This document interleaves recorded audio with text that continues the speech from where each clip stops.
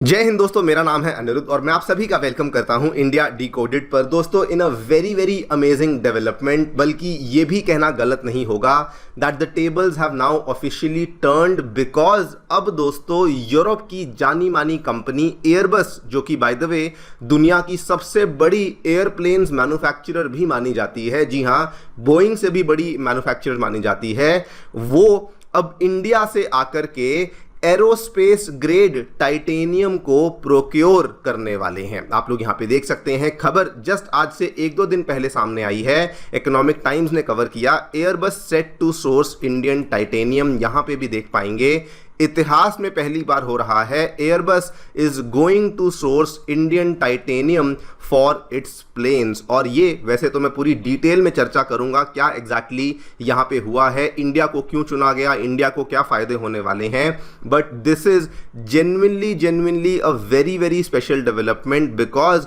पिछले ही साल की बात है, इनफैक्ट पिछले साल जुलाई महीने की ही बात है, इंडिया के द्वारा दोस्तों अपना सबसे बड़ा टाइटेनियम मैन्युफैक्चरिंग का जो प्लांट है उसको सेटअप किया गया था। और उसी टाइम की बात है, दुनिया भर की अलग अलग कंपनीज, फिर भले वो फाइटर जेट्स को बनाती हों, फाइटर जेट्स के इंजन्स को बनाती हों, एरोप्लेन्स को बनाती हों, वो तो ऑलरेडी लाइन में लगना शुरू हो ही चुकी थी। और आज आप नतीजा देख सकते हैं कि इंडिया का टाइटेनियम ऑलरेडी इतनी डिमांड में आ चुका है दैट एयरबस जैसी कंपनी अब इंडिया से टाइटेनियम को प्रोक्योर करने के लिए लाइन में लग चुकी है। ये इसलिए भी बहुत स्पेशल बात बन जाती है because this is for the first time कि हमें इतने बड़े लेवल पे, इतने बड़े स्तर पे ऑर्डर को मिलने वाला है। एंड इसलिए भी बहुत शानदार डेवलपमेंट बन जाती है बिकॉज अगर आप फिलहाल आज की डेट में टाइटेनियम की एक्सपोर्ट मार्केट को देखें तो प्राइमरीली उसमें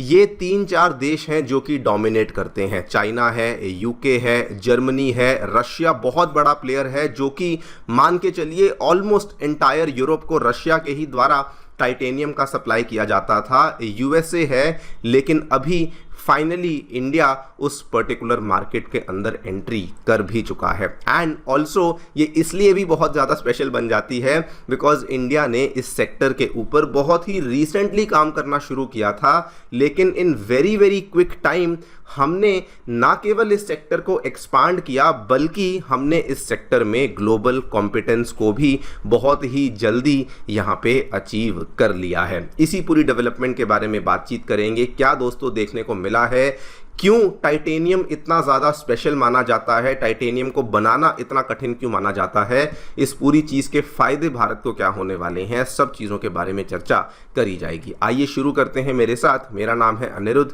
यदि आप लोग हमें फॉलो करना चाहते हैं तो दिए गए टेलीग्राम चैनल के माध्यम से ऐसा कर सकते हैं। अगर आपको हमारा कॉन्टेंट पसंद आता है तो दिए गए QR कोड के माध्यम से हमें कॉन्ट्रीब्यूट भी कर सकते हैं। All right, directly coming to the news, क्या देखने मिला है दोस्तों, एयरबस के इंडिया और साउथ एशिया के जो अध्यक्ष हैं जुर्गन वेस्टरमायर, इनके द्वारा अनाउंस किया गया that Airbus will start sourcing aerospace grade titanium from India. इन्होंने अभी तक ये नहीं बताया कि कौन से इंडियन सप्लायर से ये लोग लेने वाले हैं, कितनी मात्रा में लेने वाले हैं, लेकिन दे हैव नाउ सेड कि इनिशियल सप्लाईज जो हैं वो लेट 2027 में शुरू हो जाएंगी, यानी कि आज से लगभग 1-1.25 साल के बाद सप्लाईज जो हैं वो यूरोप में जाना शुरू हो जाएंगी। इनफैक्ट इन्होंने साथ में ये भी कहा कि टाइटेनियम के साथ साथ हम लोग एल्यूमिनियम, कार्बन फाइबर कंपोजिट्स और बाकी एरोस्पेस मटेरियल्स के लिए भी इंडिया को इवैल्यूएट करना शुरू कर चुके हैं। और ये अपने आप में एक बहुत बड़ा टेस्टमेंट, एक बहुत बड़ा प्रूफ बन जाता है कि इंडिया के बने हुए रॉ मटेरियल्स को भी अब दोस्तों दुनिया में बहुत ही रिलायबल तरीके से देखा जा रहा है। बिकॉज आपको मैं बता दूं, एयरबस का सप्लायर बनने के लिए ये कोई छोटी मोटी बात नहीं है। इंडियन कंपनीज को बहुत सारी सर्टिफिकेशंस, बहुत सारे टेस्ट को पास करना पड़ता है, जैसे कि एरोस्पेस क्वालिटी सर्टिफिकेशंस हुए, मटेरियल कंसिस्टेंसी, इंटरनेशनल लेवल की ऑडिट्स हुई, ट्रेसेबिलिटी सिस्टम्स हुए, long term reliability, environmental compliance, हमने उन सभी चीज़ों को पास किया, तभी आज हम लोग इस स्तर पे आ पहुंचे कि फाइनली हमारे द्वारा बनाया हुआ जो टाइटेनियम है वो भी एरोस्पेस ग्रेड टाइटेनियम उसको एयरबस जैसी कंपनी के द्वारा लिया जाने वाला है। बिफोर वी टॉक अबाउट कि इंडिया को ही क्यों चुना गया, क्या इसके फायदे होने वाले हैं, आपको टाइटेनियम के बारे में थोड़ा सा बता दूं। टाइटेनियम दोस्तों it is one of the most valuable materials जो कि एयरक्राफ्ट मैन्युफैक्चरिंग में इस्तेमाल होता है। क्यों? बिकॉज एक तो इसका वजन बहुत कम होता है, लेकिन इसकी स्ट्रेंथ बहुत ज़्यादा होती है, कोरोजन रेजिस्टेंस बहुत ज़्यादा होता है, टेम्परेचर रेजिस्टेंस बहुत ज़्यादा होता है, और इसकी जो फटीग लाइफ है ये भी बहुत ज़्यादा लंबी होती है। बिकॉज इसकी कैरेक्टरिस्टिक्स बहुत ज़्यादा यूनिक हैं। मान के चलिए एरोस्पेस के जितने भी अलग अलग कंपोनेंट्स हैं, जैसे कि लैंडिंग गियर्स हुए, विंग स्ट्रक्चर्स हुए, इंजन पाइलॉन्स, बल्क हेड्स, फास्टनर्स, इन सभी जगहों पे टाइटेनियम का ही इस्तेमाल किया जाता है।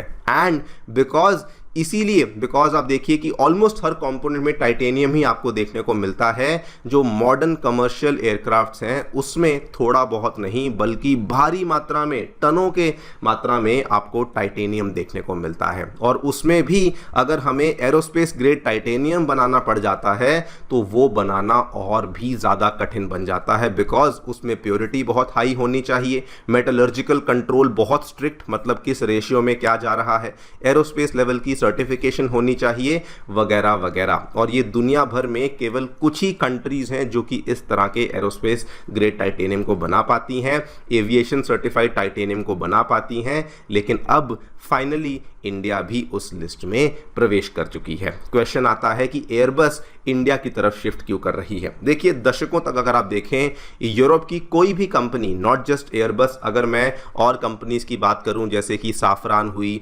इवन यहां तक कि यूके की BAE सिस्टम्स जैसी जानी मानी कंपनियां, इटली की भी बहुत सारी कंपनियां, वो अभी तक रशिया से ही टाइटेनियम के ऊपर डिपेंडेंट होती थी। रशिया की एक बहुत ही बड़ा प्रोड्यूसर जो कि ग्लोबल लेवल पे जायंट माना जाता है, VSMPO, AVISMA, ये यहीं से अपने टाइटेनियम को प्रोक्योर करती थी। लेकिन पिछले 3-4 सालों में क्या हुआ है, जब से रशिया यूक्रेन का कॉन्फ्लिक्ट चला है, वेस्टर्न एरोस्पेस कंपनीज जो हैं ये अपनी सप्लाई चेन्स को डाइवर्सिफाई करने लग चुकी हैं। रशिया के ऊपर डिपेंडेंस इनके लिए खतरा बनता जा रहा है और इसीलिए इनको ऑल्टरनेटिव सप्लायर्स की यहाँ पे आवश्यकता थी। एंड यही बहुत बड़ा रीजन था कि ये अपने लिए और ज़्यादा सब्स्टिट्यूशंस को या विकल्पों को ढूंढना शुरू कर रही थी। एंड उसी टाइम पे दोस्तों ऐसा मान लीजिए जैसे इंडिया भी इस अपॉर्चुनिटी को देख रहा था। इंडिया भी ऐसा नहीं कि जस्ट बिकॉज दुनिया को ऑल्टरनेटिव चाहिए था तो वो इंडिया के पास आ पहुंचे।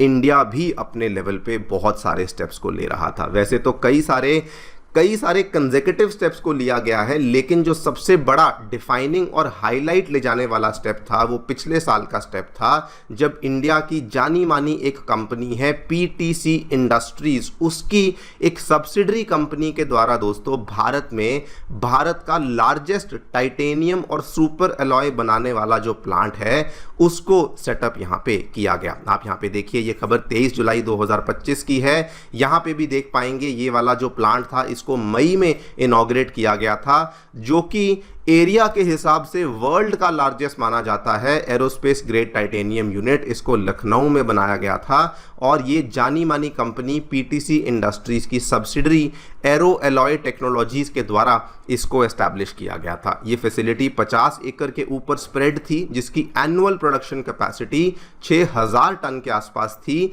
जो कि जितनी भी एडवांस्ड टेक्नोलॉजीज हैं जिनके नाम यहाँ मेंशन्ड हैं, जिसमें सबसे इंपॉर्टेंट है वैक्यूम आर्क रीमेल्टिंग, इसके माध्यम से ये लोग इंडिया के अंदर एरोस्पेस ग्रेड टाइटेनियम को मैन्युफैक्चर कर रहे थे। एंड यही दोस्तों बहुत बड़ा रीज़न बना कि जब यूरोप जैसी कंट्रीज को ऑल्टरनेटिव की तलाश थी, इंडिया वहाँ पे आगे निकल कर आया।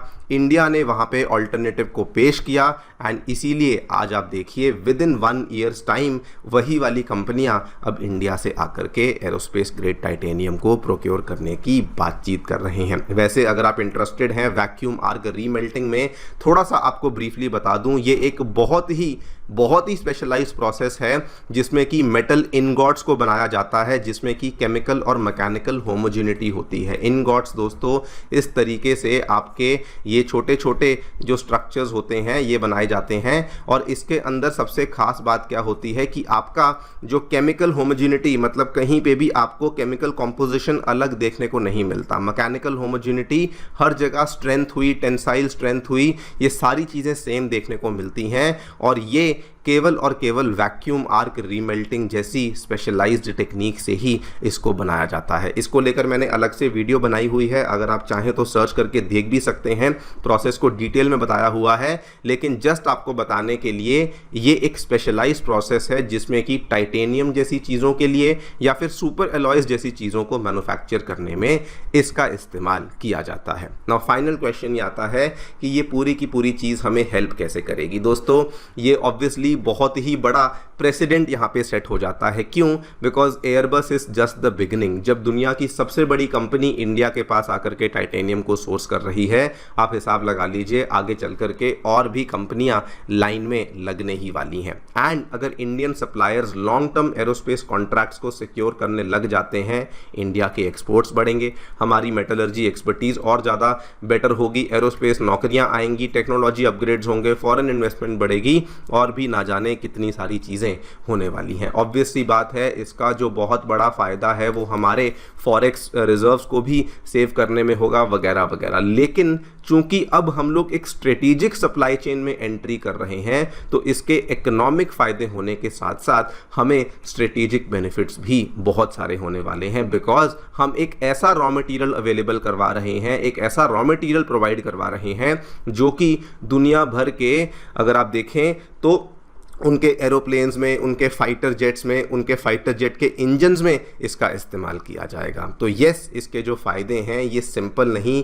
ये मल्टी प्रॉन्ग्ड फ़ायदे हैं जो कि यहाँ पर होने वाले हैं। बाय द वे, आपको जाते जाते बता दूं, ऐसा करने से इंडिया दोस्तों एक बहुत ही बड़ी लीग में प्रवेश कर चुका है, जिस लीग में फ़िलहाल केवल आपको यही 4-5 कंट्रीज़ देखने को मिलती हैं, यूएसए, रशिया, चाइना, यहाँ पे फ्रांस, जर्मनी मान लीजिए, यूके मान लीजिए। आज की डेट में इंडिया भी अब उसी श्रेणी में प्रवेश कर चुका है जहाँ पे हम लोग high grade aerospace grade titanium को मैन्युफैक्चर करने लग चुके हैं। देखते हैं क्या होता है। आपकी जो भी राय है हमें बताएं कमेंट सेक्शन में। Thank you so much for listening, stay tuned and